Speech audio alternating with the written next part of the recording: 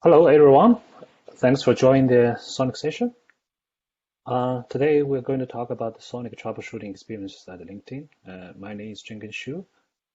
I'm a software engineer, and this experience is it's pretty much like a deep dive to the SONiC components, to really get to the bottom of some of the issues. So before we get into the details of those experiences, just a few words for LinkedIn. I think we have close to 700 million members today, and we have 5 data centers globally, and 250K servers, and many thousands of switches. The SONiC is the default network OS for the switches in data center. So this slide is just to show you like the SONiC architecture, right? This is not I'm not going to go to the very detail. It's just to give a high-level overview of the SONiC architecture. Like SONiC is basically sitting on top of Linux. It has some hardware. Then kernel drivers and basically based on the kernel, right? Debian kernel. And this is also very database centric. And as you can look at it, it's Redis basically a server. It's in the middle of the system. And there are many Dockers here. They're working together, to make sure the protocols, the different applications can be managed through all these Dockers and set to the kernel and the hardware. Right. So these Dockers, they're coming from different open source places, as well as like they developed in SONiC itself. And as you know, like they have different languages like C++ or C or Python, different language developed for different components. So this will highly impact what technique we use, what tools we use, when we debug those things. So okay, first let's talk about like Linux troubleshooting, because the SONiC is sitting on top of Linux. So we would like to really leverage a lot of Linux tools, to get some debugging straightforward, right?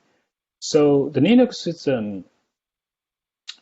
there's a lot of tools for the networking stack, right?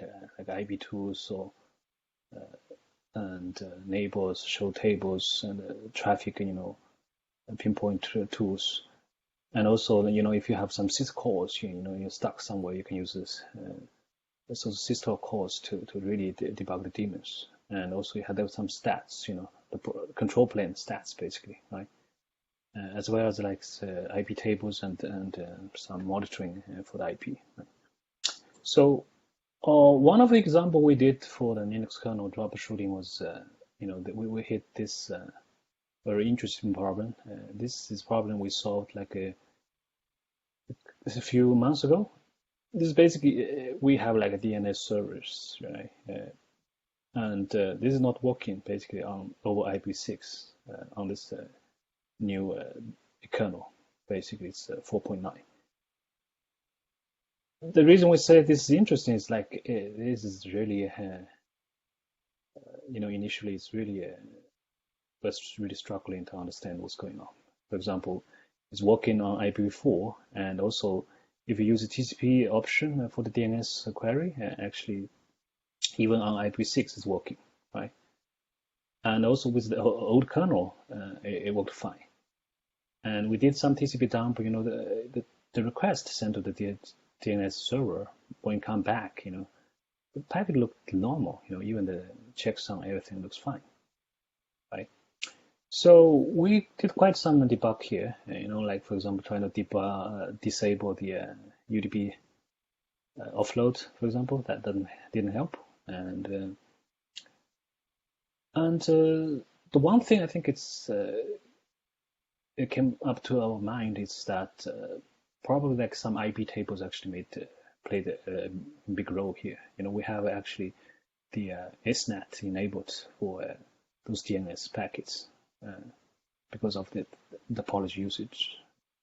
And we disable the SNAT, then it worked right in the lab. So we know, okay, there's something to do with the SNAT.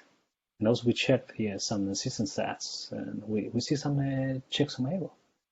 So eventually we hooked up the like kernel modules and find, okay, it's really a kernel bug, right? This bug is really, in a corner case actually, when you have SNAT enabled, the UDP checksum is not actually calculated correctly after the translation. And for IP4 actually worked because IP4 has IP layer checksum. I think somehow that function worked okay. And TCP checksum is completely different, so that's why it's also working. If you have interest, I think look at these two links. It has the details of this the fix. The fix is actually not big, but is really a kernel module. The key components there. Okay, as I said, like a SONiC, depending on database, a lot. So we want to give you some examples how to troubleshoot a database. So we heavily rely on the Redis CLI, when we debug things, right?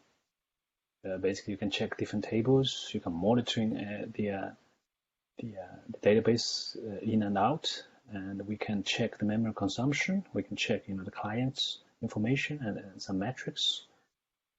One of the example we had was one of the problem we had was the link flap. Continuous link flap can cause out of memory issue. This is when the link flaps, actually BGP may add or withdraw the routes continuously, right? And these routes were pushed to the database, through FPM syncd to the AppDB, and then got taken by the OC agent, then pushed to the hardware, right? That's the overall flow. But the observation we had was that this actually, the Redis DB take a lot of memory over time, and the OC agent is not fast enough, basically, to process those requests. And if you keep continuous flapping, the Redis will consume all the memory and will basically crash the system, right? I mean, we could put some, memory constraints for different daemons, but that is not. That's just a mitigation plan. But here it's trying to really it cause the problem. So we did a few things also, trying to understand. We will provide the OC agent, but there's no big difference, before or after the link flap cases.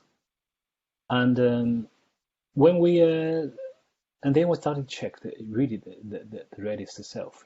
We use the CLI monitoring, we use the memory commands, we use the client's commands to really say where the problem is. For example, you can see what keys came to the Redis. You can see what clients actually have biggest outputs. You can see how much memory is used and so on.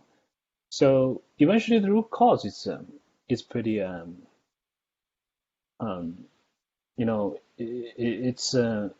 it lies on the mechanism we use between these different Dockers, right? How do we pass things around, right? So to before the fix, basically the thing is when we push the key to the AppDB, at the same time we send a notification, right, to the consumer. And as you know, like a number of routes actually in the data center, at least in our data center, is kind of, we know the boundary, right? Let's say you have 10K routes, and this memory consumption for 10K routes, in memory in Redis is fixed. It has a maximum because it's using hash table. Do you know exactly like how much memory to consume? It's actually quite small, right? However, there's a notification channel, right? If you write one key, you have one notification, and if this consumer is slow, this notification channel will be built up over time, and it basically will consume more and more memory. So that's really the key problem here, right? So the fix we had was okay, if you have the key, if it's the same key, right? If you write something to the FTP, and if the same key is already exists, you don't publish notification. So that was one fix. That actually worked pretty well if you have like a fetched key one at a time. However, we did a lot of optimization in this producer consumer tables, where we have batch mode. So during a batch, actually one notification you can fetch like a lot of keys, right? So in that case, actually this notification can still be built up even if you continue strapping. So eventually we just publish notification per hash set, right? So that you can make sure there's no like really accumulated increasing of the memory. Okay, so next one is like the SONiC core daemons, SWSS Docker, and the Symfony Docker, right? And so as we mentioned before, it's basically pretty much using C++ for all those daemons, and to really deep dive to those, the troubleshooting those problems, we use GDB basically, right? In our case, actually, we put symbols. We build all the daemons with symbols and on the production image.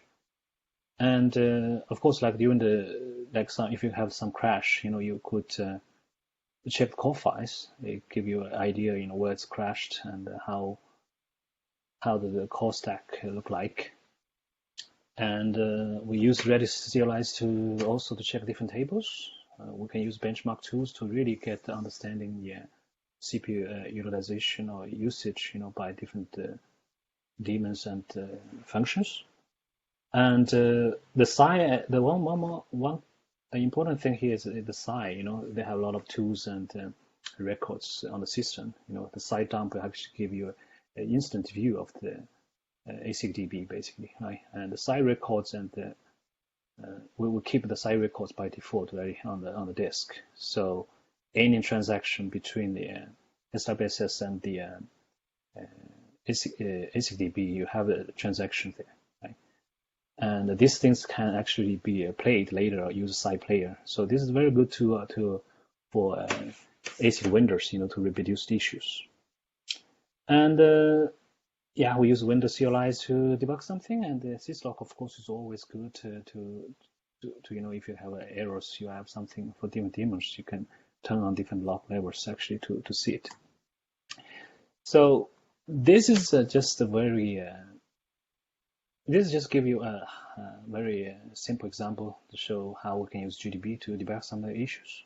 For example, this is like some Stack Overflow issue. We fixed this a long time ago, but it's just showing an example.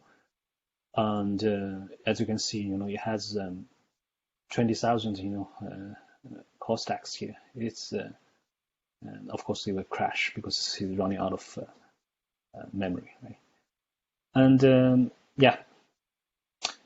it can give you exactly 9 numbers, and exactly if you look at the code, then you know what's going on.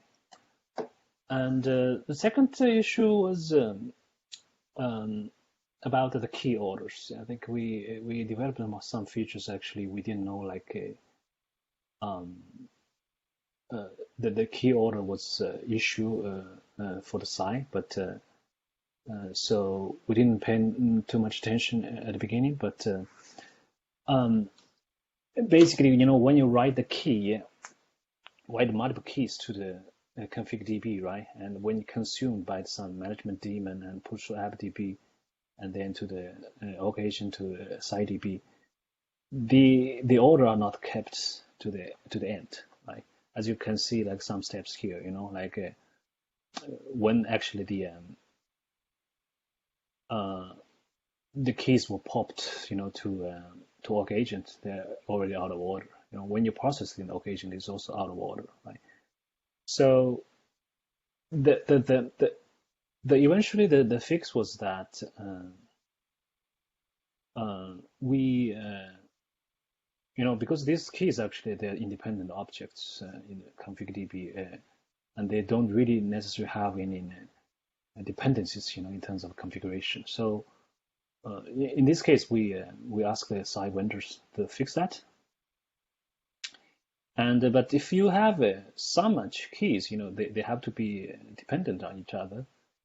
And in this case, I think the org agent should handle those dependencies, right? You should have some retry logic. You should wait for those dependencies to come and before you push to the site database, right? And also, if you really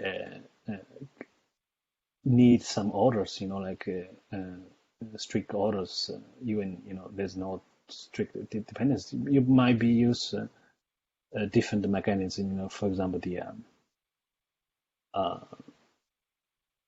config.db mechanism, which is keep the order.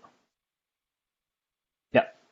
Next one is the there's some syncd troubleshooting, and I think this is also very it's old problems we solved. So we noticed that when we install the routes to the hardware, and the time increase was not linear in terms of like number of routes. So it's actually increased like exponentially, which is made us wonder what's going on, right? So we use Docker actually commands to find out like the process flows, like what process they consumed more and how the timelines, coordinated, and then we use some performance benchmark tools actually to profiling the syncd eventually, right? And we can see, there's some very suspicious functions actually consume a lot of CPU power whenever this lot of routes in place. So we fixed some data structures in the in the code, and then yeah, those suspicious issues are gone, and we can see the installation time is linear now. Okay, so next one is the SMP related. As you know, like SMP is reading in C, so and there's also a subagent. It's done by SONiC community. It's in Python, to prepare those MIPS and so on. And we use PDB to debug those things. And SMPD itself, we use GDB, and of course you can use the SMP worker bucket, to do some stress tests. And you have some profiling tools actually can really get understanding the again, the profiling during the stress test. So one of the problem we had was CPU spikes and the SMP separation timeouts. This problem is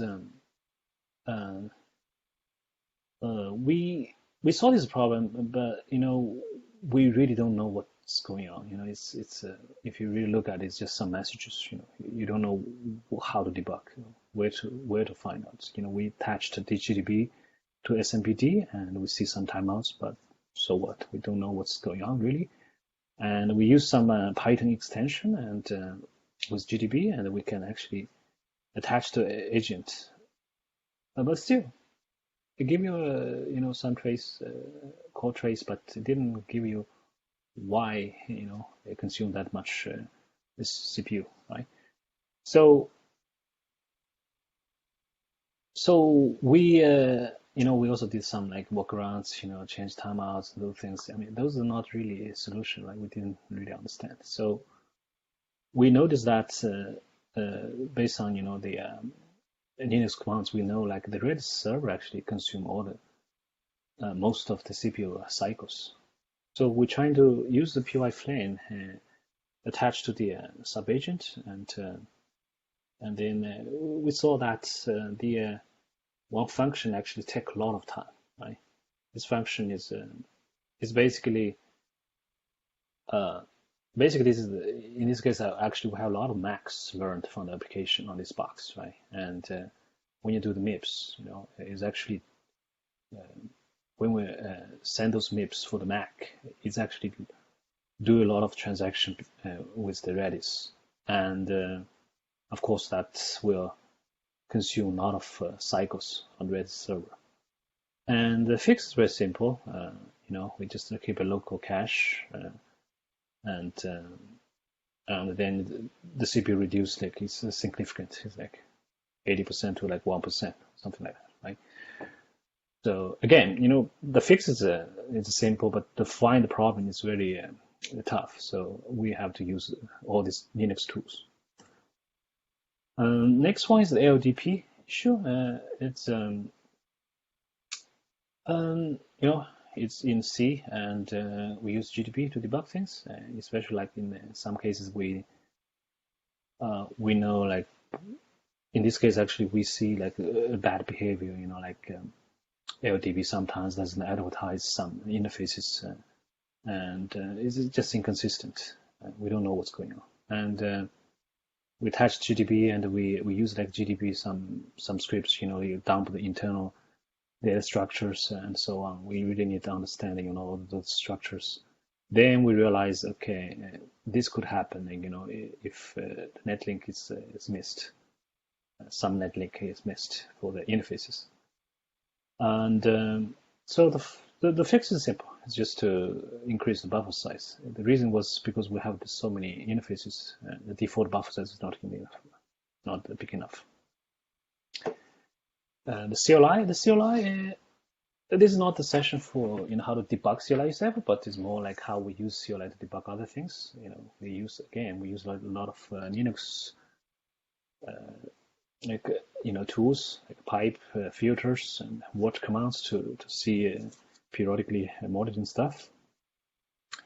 And we use Windows CLIs to check hardware and debug really the hardware things.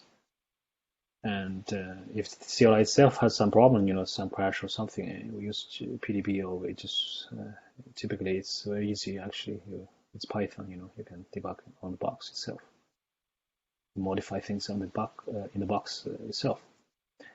So some examples. I think it's it's not for the Linux guys. It should be straightforward things. You can use watch command to periodically show things, and you can use grep to find whatever you're interested. And the other things like show interface stats, you can show like the link flaps, for example, and the timestamps. Those things is pretty useful. Okay, the next one is system level troubleshooting, and this data center. There's a lot of boxes in the field. They're connected to each other. And sometimes the problem is not because of one box is malfunctioning, but it's more like system level, whether it's configuration or some other issues, right? So to have this troubleshooting, we usually use telemetry data. Basically, we have time series database, to save all the events and the traffic, and other information, right? So for those things, you can actually see what is the trend and what happened in what time, because it's time series. You can look back at the history. And on the box, of course, you can show the user CLI to show different things. Show the errors, drops, or rate limit drops. Like congestions, or even if you monitor it close enough, you can see some of things probably microburst. And of course, the syslog is very good to show the events and some details. Audit log can help you to understand what operations have been done before this issue happened. And we also do like route consistent check. We build some tools here internally to check those consistencies from different levels, right? And one of the issue we hit was the traffic distribution, right? They are not distributed equally to the to the what we call the fabric. It's the spine layer, to the spine layer basically. I mean, this is also interesting. As you know, like we use BGP, use ECMP, in the data center, mostly in many data centers, and the distribution, is pretty much rely on the hardware and hash, right? And then you may be wondering why that hash is not working, right? So that's the thing. And we actually did a few troubleshooting things. We disable some links. Actually, it started to distribute well, right? And then we realized, I think the Tor uplinks and the leaf uplinks, they are like is multiple or factor of the other one, right? So as you know, like the hash is based on basically 5 top typically, and this flow is never changed. The 5 top never change in these flows. So if somehow those uplinks, they are a factor or multiple of the other one, you may hit the same same number, same hash value basically at the end. So eventually, this is the problem: is the hash polarization issue, right? Where you have the same hash seeds and then they will hash exactly the same value. So that's the problem, right? So of course, this is the configuration issue. Actually, we changed the seeds, the hash seeds, and eventually it worked fine. Okay, so the takeaways for this presentation, I think I want to highlight this: really we want to leverage the Linux experience and tools to do the troubleshooting. Like a lot of networking stack commands and providing tools and the CLIs, those things, filters and so on. It's very very neat, for any troubleshooting. And we also leverage Docker for isolation and the stats when you debug something. And the Redis DB we use monitoring and also trying to verify by CLIs. And have GDB or syslog for those deep issues in the daemons. And the other things like this SWSS and site records are very good in terms of you're gonna want to reproduce the issues offline. And the telemetry data is very good to get the trends, so to get the events, the tiny matter, and also you can look back to history and also rely on the consistent checks from application to hardware. So yeah, that's it for the talk. The call to action is really, please contribute to SONiC. I think it has a big community, but we still would love to get more contribution. Even if you just see some bugs, see some issues, just report there. It could help, to improve the quality of SONiC. Yeah, that's it. Thank you.